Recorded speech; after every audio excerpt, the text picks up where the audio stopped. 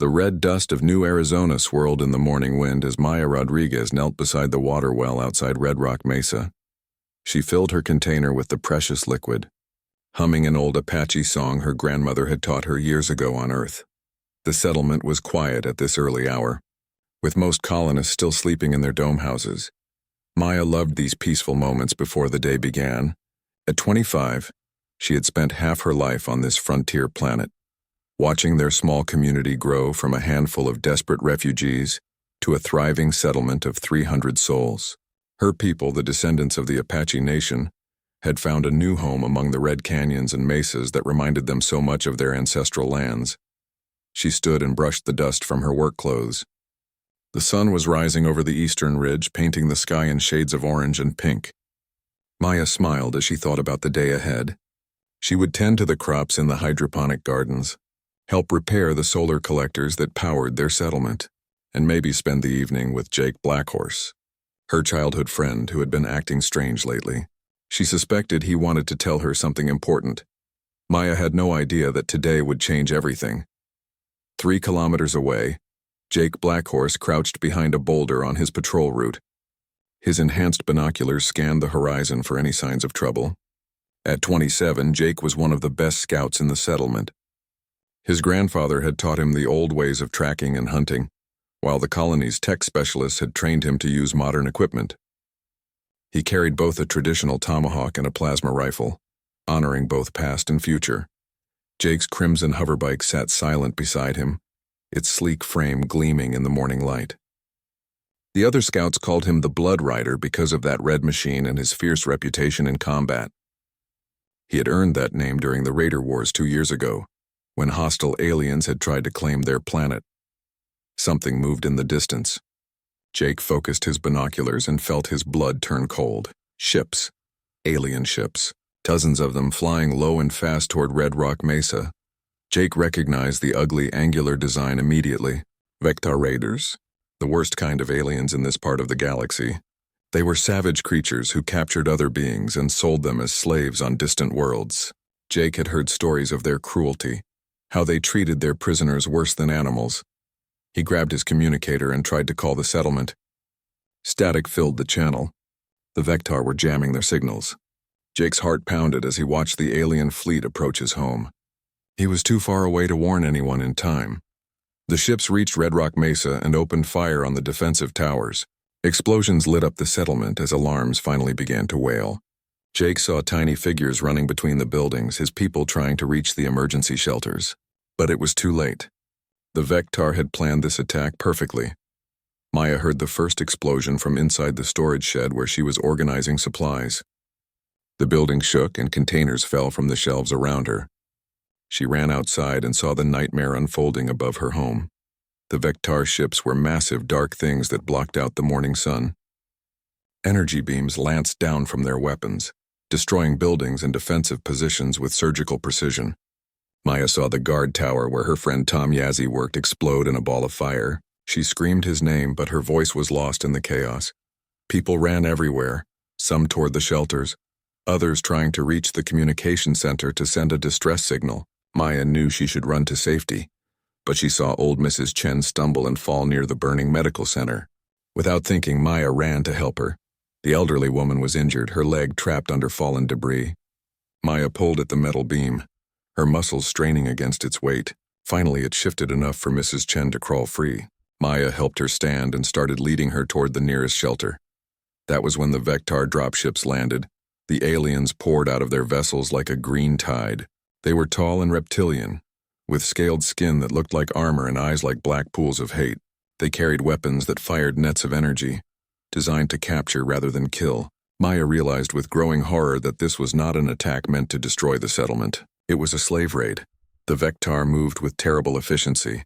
They had done this many times before on many worlds. Some aliens herded the humans into groups, while others searched the buildings for anyone trying to hide. Maya heard their harsh voices speaking in their guttural language, organizing their hunt like a military operation.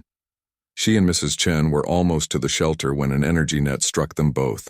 The electrical field sent waves of pain through Maya's body before everything went numb. She collapsed to the ground, unable to move but still conscious. A Vector warrior approached, its yellow eyes examining her like she was a piece of meat. The alien spoke into a communication device, its voice like grinding rocks. Maya did not understand the words, but she could guess their meaning. The creature was reporting another successful capture. More Vectar arrived with floating cargo containers. They began loading the paralyzed humans inside like they were moving boxes of supplies. Maya found herself pressed against other colonists, all of them helpless and terrified.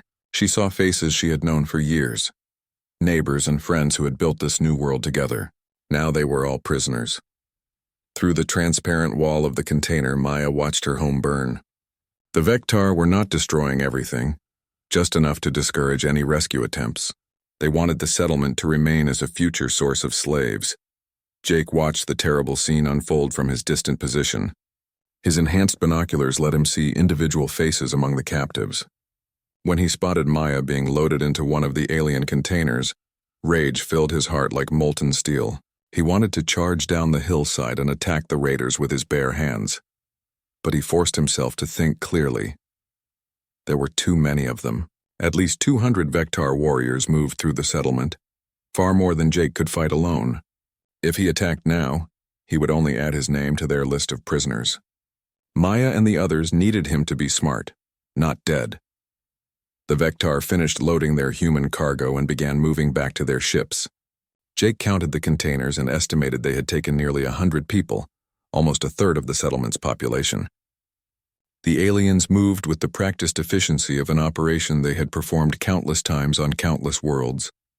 As the alien fleet prepared to depart, Jake made a promise to himself and to Maya, even though she could not hear him.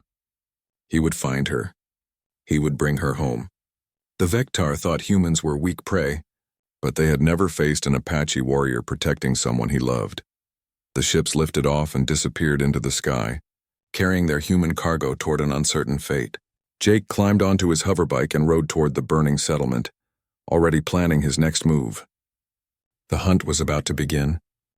Jake's hoverbike roared through the smoking ruins of Red Rock Mesa as he searched for survivors. The Crimson machine kicked up clouds of red dust as he weaved between collapsed buildings and burning wreckage. The settlement that had been his home for 15 years now looked like a war zone. He found small groups of colonists emerging from the underground shelters, their faces showing shock and grief. Many were injured from falling debris or the chaos of the attack. Jake helped where he could, but his mind kept returning to the image of Maya trapped in that alien container. "Jake, thank God you're alive," called out Dr. Sarah Williams as she treated wounded colonists near the medical center. The building was half destroyed, but she had set up a makeshift treatment area outside. "We lost so many people." The Vectar took them all. Jake dismounted his bike and approached the doctor. "How many survivors?" "About 200 made it to the shelters in time," Dr. Williams replied, her voice heavy with sadness. "But they took nearly 100 captives, including Maya Rodriguez." She looked at Jake with knowing eyes. Everyone in the settlement knew how he felt about Maya, even if he had never told her himself. "I'm going after them," Jake said simply. Dr. Williams stopped bandaging a patient's arm and stared at him. "Jake, that's suicide.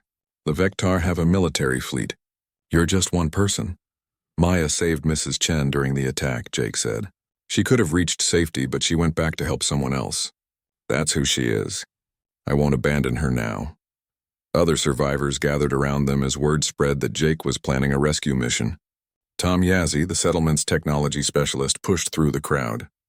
His face was covered in soot from the destroyed guard tower, but he was alive. "Jake, you can't be serious," Tom said. "The Vectar are the most dangerous raiders in this sector. They've been capturing slaves for over 50 years. No one has ever succeeded in rescuing prisoners from them." "Then I'll be the first," Jake replied. An older man named Robert Hayes, one of the settlement's council members, stepped forward. "Son, I understand how you feel. We all care about those people. But we have to think about the survivors here. We need every able person to help rebuild and defend what's left." Jake looked around at the frightened faces surrounding him. These were good people, his people, but they didn't understand. They thought like colonists, like farmers and builders. Jake thought like a warrior. His Apache ancestors had fought impossible battles against overwhelming odds. That same fire burned in his blood. "The council will meet in 1 hour," Robert continued. "We'll discuss our options for getting help from the Colonial Defense Force. Maybe they can mount a proper rescue operation. Jake knew better. He had served with the Colonial Defense Force during the Raider Wars. They were good soldiers, but they moved slowly. By the time they organized a mission, Maya and the others would be sold into slavery on some distant world lost forever. "I'm not waiting for committees and bureaucrats," Jake said. "Every hour we waste makes the trail colder." Tom grabbed Jake's arm. "Listen to me, brother. I've been tracking Vectar Communications for years. Their main slave processing center is in the Burning Canyon system, 3 days away at maximum speed. The place is a fortress with automated defenses and thousands of warriors. You'd be flying into a death trap." "Then help me find another way," Jake said. Tom hesitated, looking around at the other survivors. The council gave strict orders. No unauthorized rescue attempts. They don't want to lose more people. Jake understood their fear, but he also understood something they didn't. The Vectar had made a mistake. They thought humans were weak because they had never faced true human determination. Maya was counting on him, and he would not let her down.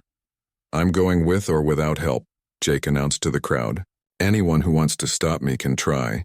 The settlers looked uncomfortable. Jake was known throughout the colony for his fighting skills. Even the security guards respected his abilities. No one wanted to face him in combat, especially when he was fighting for someone he loved. Robert Hayes raised his hands peacefully. "Jake, please, give us 24 hours to contact the authorities. If we can't get official help, then we'll reconsider your plan." Jake shook his head. "Maya doesn't have 24 hours.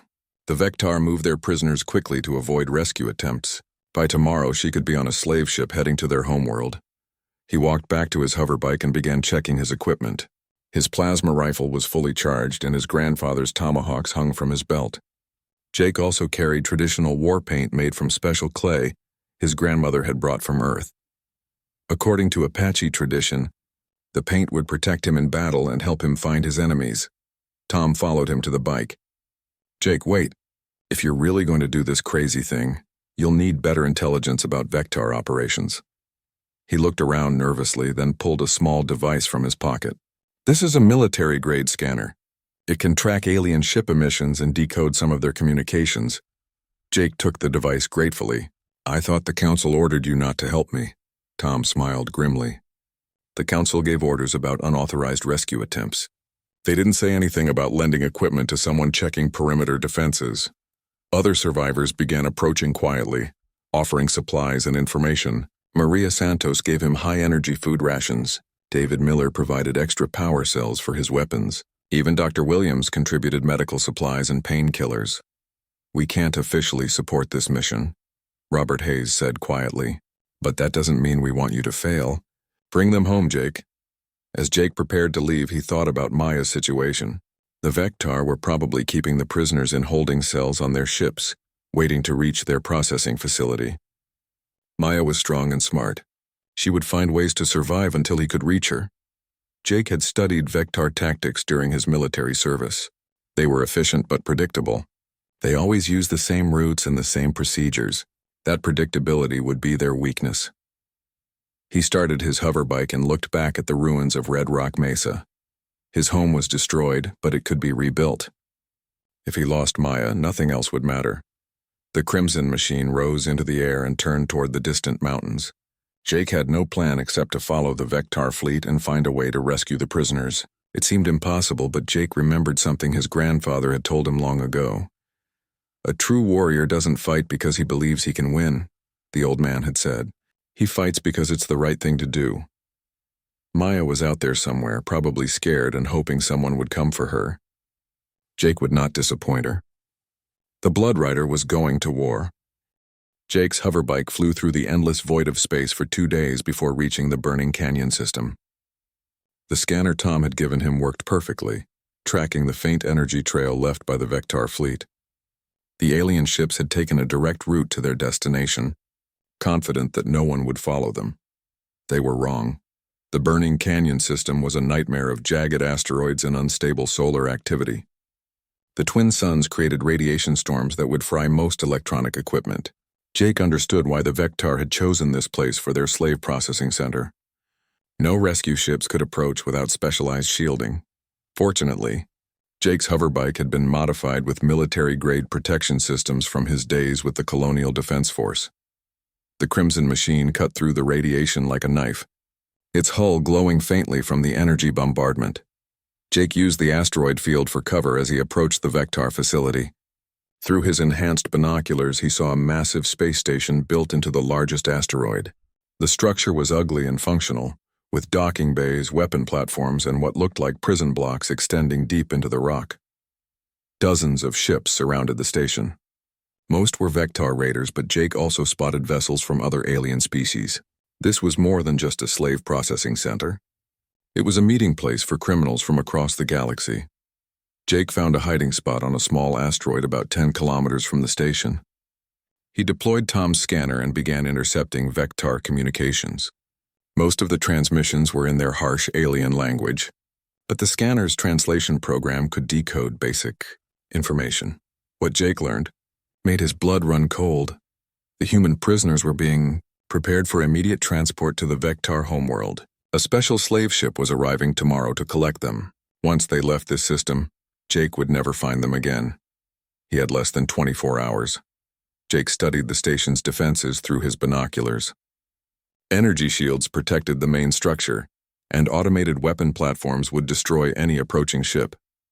The docking bays were heavily guarded by Vectar warriors carrying plasma cannons. Even if Jake could somehow get inside, he would face hundreds of enemies. But Jake noticed something interesting. The station's main power source was a massive fusion reactor built into the asteroid's core. The reactor was old and poorly maintained, typical of Vectar technology. They were excellent warriors but terrible engineers. If something happened to that reactor, the entire facility would lose power, including the shields and weapons. Jake also observed the guard rotations. The Vectar followed strict patterns, changing shifts every 6 hours. During the brief transition periods, some areas would have reduced security. It wasn't much of an opportunity, but Jake had learned to work with what he had. He spent hours studying the prison blocks, trying to identify where the human captives were being held.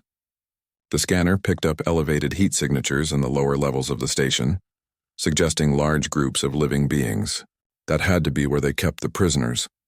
As Jake planned his approach, he thought about Maya. She had been in Vectar hands for 3 days now. He knew they would not kill valuable slaves, but they had other ways of breaking people's spirits. Maya was strong, but everyone had limits. The scanner suddenly detected incoming transmissions from the direction of the outer system. Jake adjusted the device and felt his heart sink. A massive ship was approaching, larger than anything else in the system. According to the intercepted communications, this was the slave transport vessel. The ship would arrive in 18 hours. Jake had run out of time for careful planning. He would have to improvise. He painted his face with the traditional Apache war paint his grandmother had given him, mixing the sacred clay with water from his emergency supplies. The paint felt cool against his skin, and Jake imagined he could feel the strength of his ancestors flowing through him. His grandfather had worn similar paint during the Indian Wars on Earth over 2 centuries ago. As night fell across the asteroid field, Jake prepared his equipment. He had modified his plasma rifle with a suppressor to reduce the energy signature. His grandfather's tomahawks hung from his belt, their edges enhanced with molecular sharpening technology. Jake also carried explosive charges small enough to avoid detection, but powerful enough to damage critical systems. The most important part of his plan involved his hoverbike's fusion core. The small reactor that powered his machine could be overloaded to create a significant explosion. It would be a one-way trip, but Jake had already accepted that possibility. He waited until the guard shift change began at midnight station time. Jake guided his hoverbike through the asteroid field using the larger rocks for cover. The radiation storms helped mask his approach, interfering with the station's sensors. Getting close to the facility was easier than Jake had expected. The Vectar were arrogant, confident that their location and defenses made them untouchable. They were about to learn the price of underestimating human determination. Jake landed his hoverbike on the station's outer hull, near a maintenance access port. The artificial gravity was weak here, making movement difficult, but Jake had trained in zero gravity during his military service. He moved like a ghost across the metal surface. The maintenance port was locked with an alien security system, but Tom's scanner included code-breaking software. Jake connected the device to the lock and waited while it analyzed the alien encryption. After 10 minutes, the port opened with a soft hiss. Jake slipped inside the station and found himself in a narrow maintenance tunnel. The air smelled of metal and alien sweat. Emergency lighting cast strange shadows on the walls, and Jake could hear the distant hum of machinery. He was inside the enemy stronghold. Now he had to find Maya and the other prisoners, overcome hundreds of Vectar warriors, and escape before the slave transport arrived. Jake smiled grimly as he checked his weapons. His ancestors had faced impossible odds many times before. It was time to show these aliens what happened when they captured an Apache's family. Jake moved deeper into the station, following the maintenance tunnels toward the prison levels. Every step brought him closer to Maya, and closer to the most dangerous fight of his life. But Jake felt no fear, only cold determination. The Blood Rider had come for his people. Jake crawled through the maintenance tunnels for an hour before reaching the prison levels. The tunnels were cramped and filled with pipes carrying various alien gases and fluids. The smell was terrible, but Jake endured it by thinking about Maya waiting somewhere below. Through ventilation grates, Jake could see into the prison blocks. What he saw made him clench his fists in rage. The human prisoners were crammed into energy-barred cells like animals. They sat on metal floors with no furniture or comfort. Many showed signs of beatings, and all looked exhausted and afraid. The Vectar guards walked among the cells, occasionally prodding prisoners with electric sticks for their own amusement. Jake spotted familiar faces from Red Rock Mesa. Mrs. Chen sat in one cell, her injured leg clearly causing her pain. David Miller was in another cell, his usually cheerful face now hollow with despair. But Jake did not see Maya anywhere. He moved through the tunnel system, searching cell block after cell block. Finally, in the deepest part of the prison, Jake found her. Maya was in a separate cell from the others, and Jake immediately understood why. Even after 3 days of captivity, she had not given up. She was talking to prisoners in nearby cells, organizing them somehow.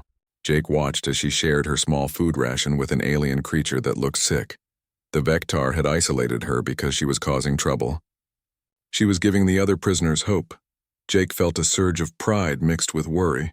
Maya's courage was inspiring, but it was also dangerous. The Vectar would not tolerate defiance for much longer. As Jake watched, a Vectar officer approached Maya's cell.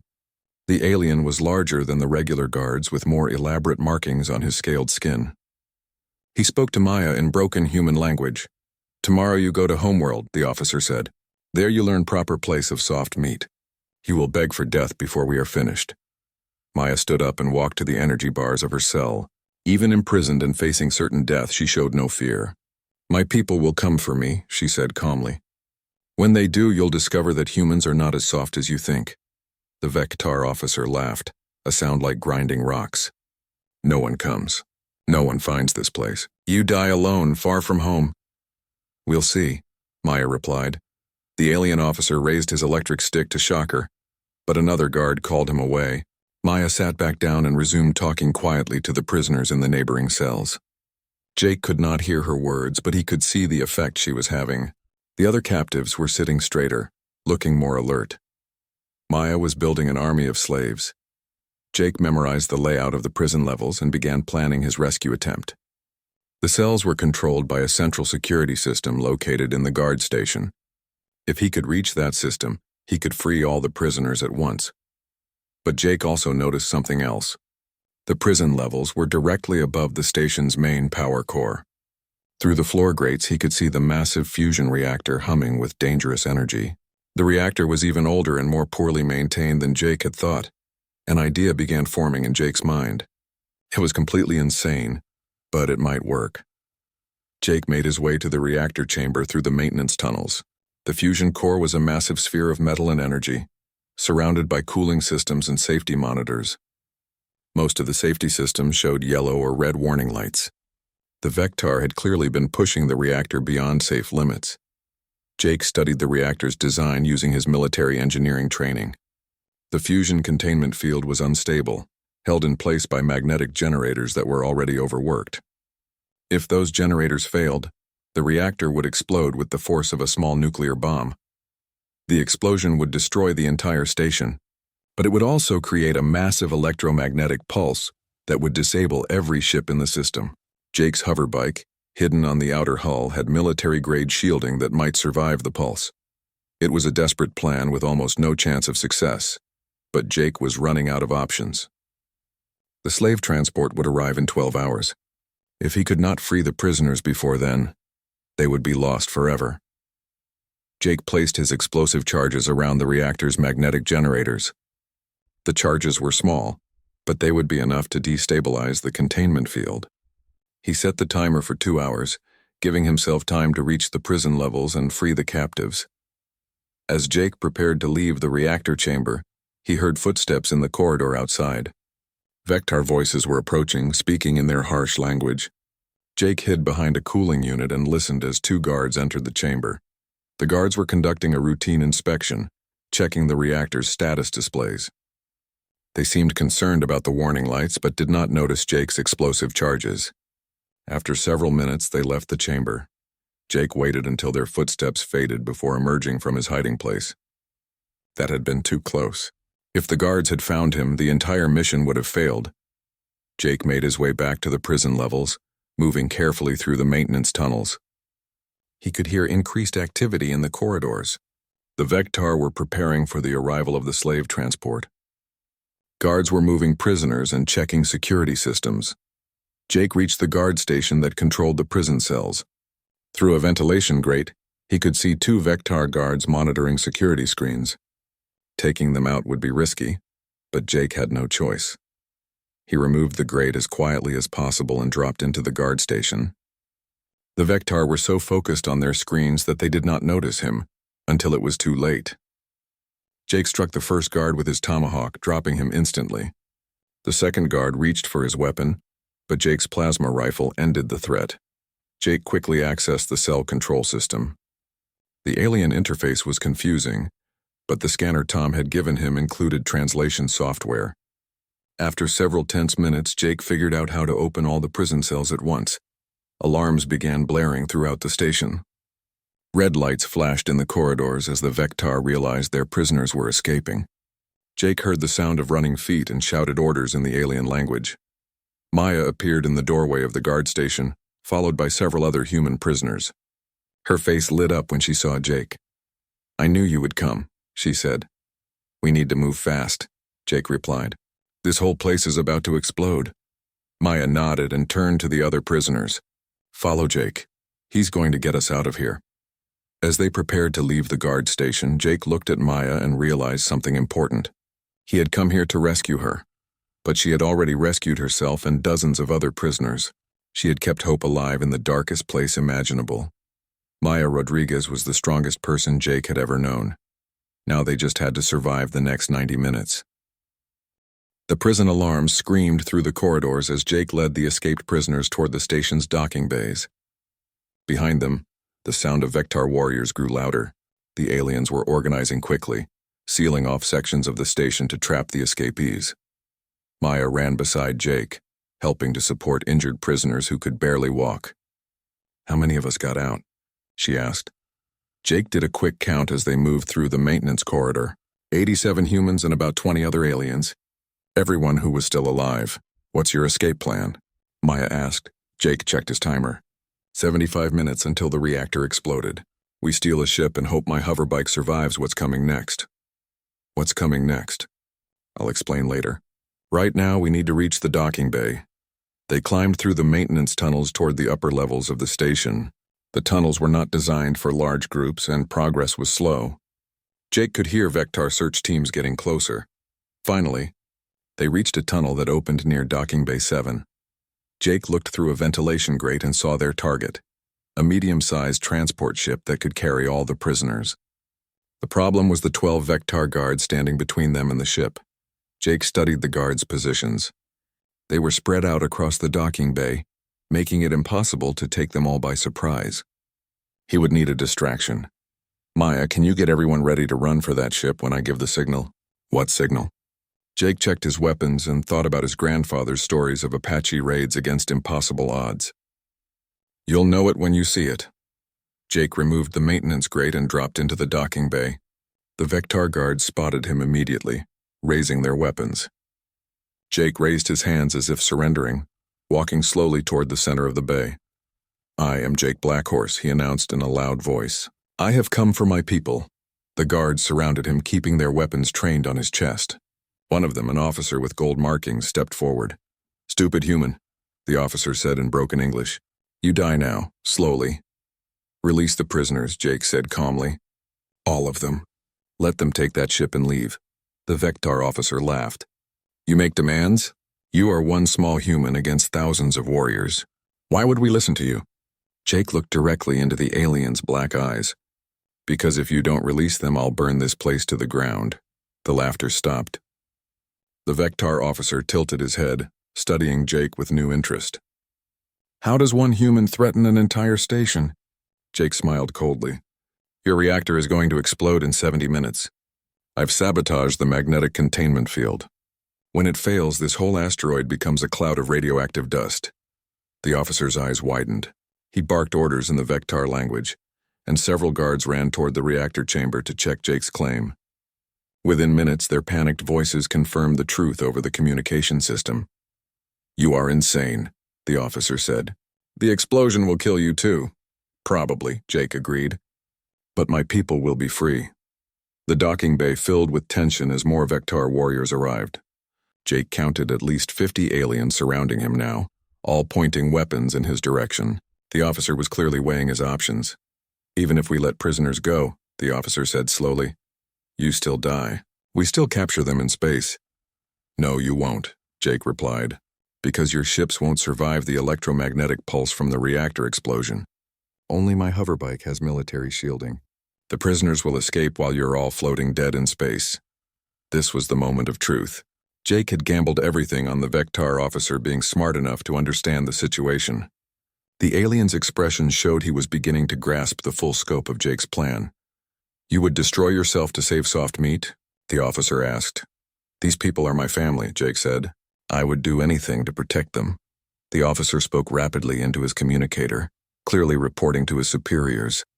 Jake could not understand the words, but the tone suggested urgent debate among the Vectar leadership. While they talked, Jake noticed movement in the ventilation system above. Maya's face appeared briefly at a grate, confirming that the prisoners were in position. Jake gave her a slight nod. The Vectar officer finished his conversation and turned back to Jake. "Station commander says no deal. We take our chances with reactor. Maybe your sabotage fails. Maybe we fix it in time." Jake had expected this response. The Vectar were too proud to negotiate with a human, even when facing certain death. But Jake had one more card to play. "Tell your commander something," Jake said. "I'm not just any human. I'm Apache.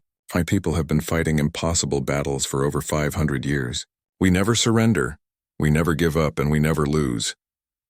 Jake pulled out his grandfather's tomahawk, its molecular sharpened edge gleaming in the docking bay lights. "This blade has tasted the blood of enemies on a dozen worlds. Today it will taste Vectar blood." The guards tensed, fingers on triggers. The officer raised his hand to signal an attack. That was when Jake gave the signal Maya was waiting for. He threw himself sideways and triggered the explosive charge he had placed on his belt.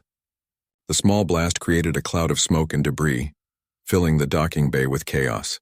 At the same time, the maintenance grates burst open, and the escaped prisoners poured into the bay. Maya led the charge toward the transport ship, helping injured prisoners while dodging energy blasts from confused guards. The other alien prisoners fought alongside the humans, using improvised weapons and their natural abilities to create more confusion. Jake rolled behind a cargo container and began picking off Vectar guards with his plasma rifle.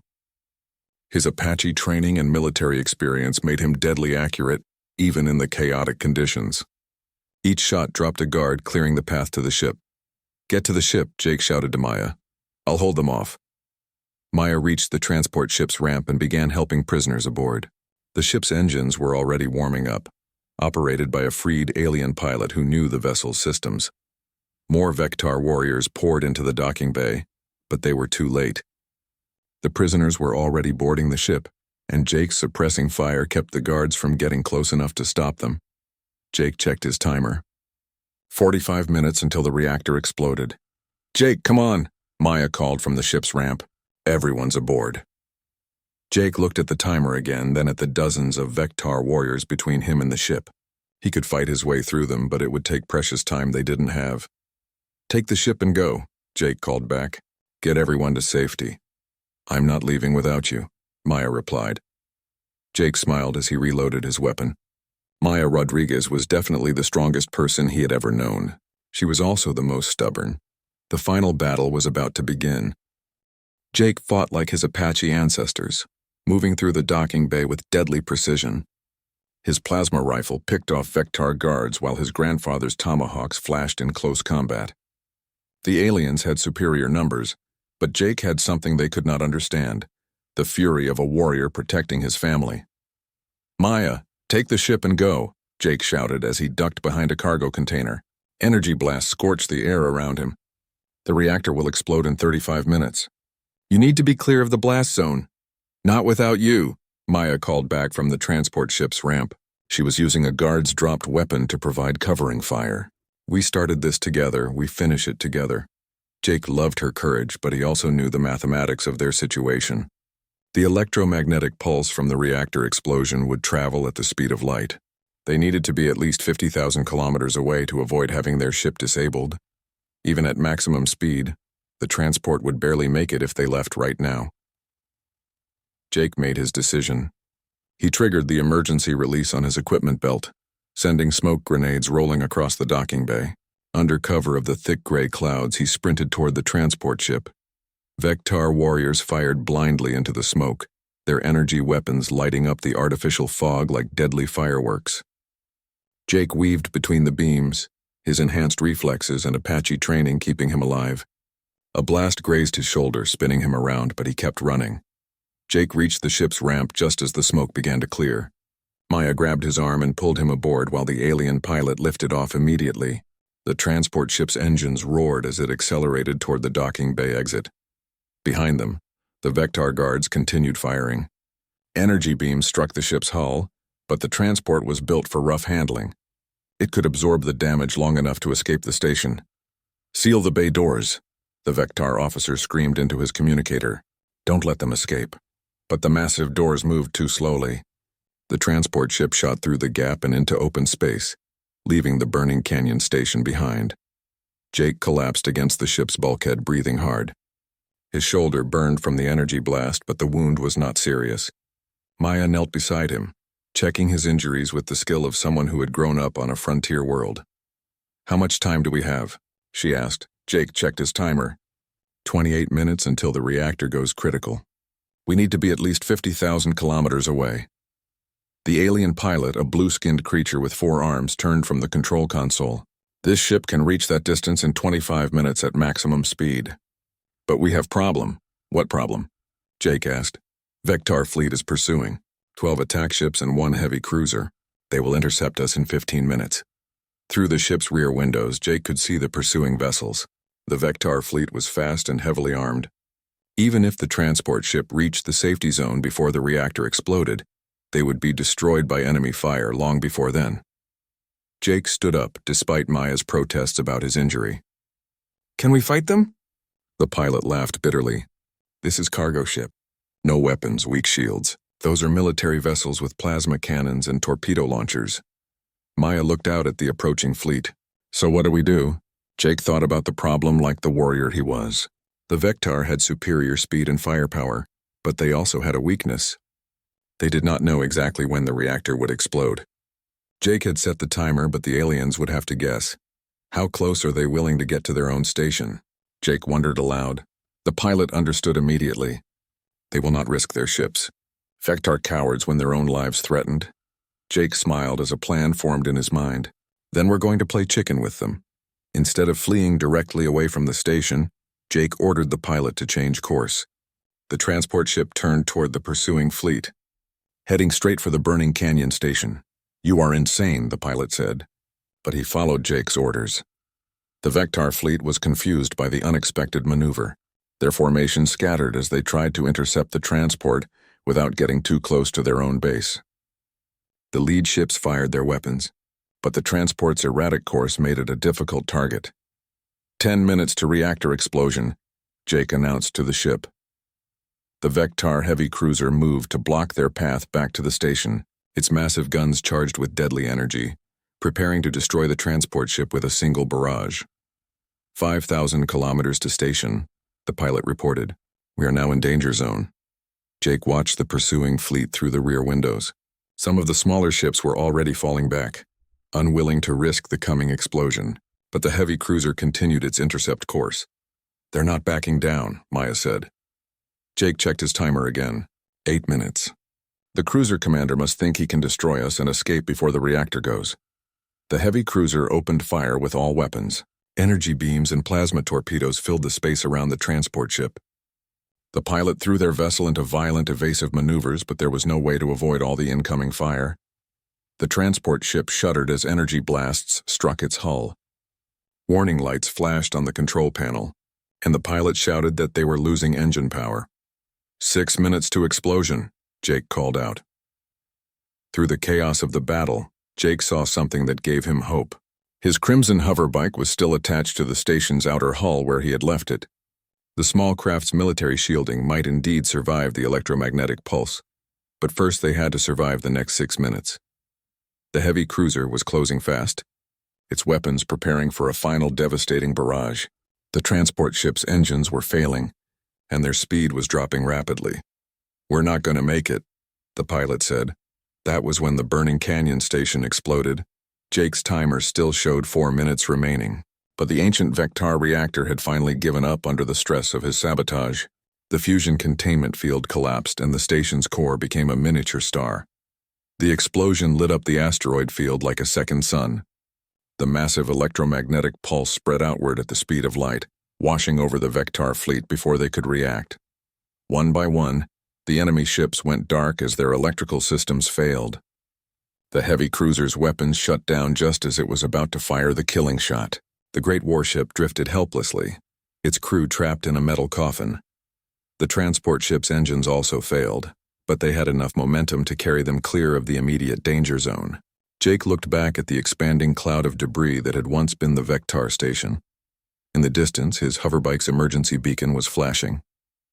The little red machine had survived just as Jake had hoped. Maya, Jake said, turning to face the woman he had crossed the galaxy to save. I have something to tell you.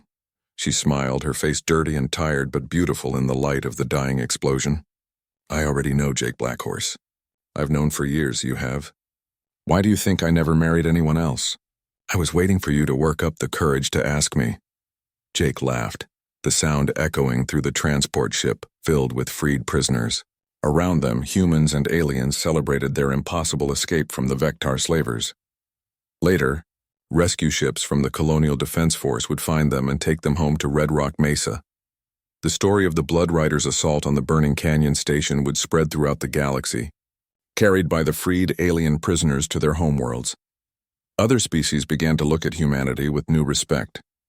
The Vectar had been one of the most feared raider groups in this sector of space, and a single human warrior had destroyed them to save his people. But Jake did not care about galactic politics or his growing reputation. He had everything he needed right here. Maya safe beside him, his people free, and a future full of possibilities. The Blood Rider had completed his most important mission,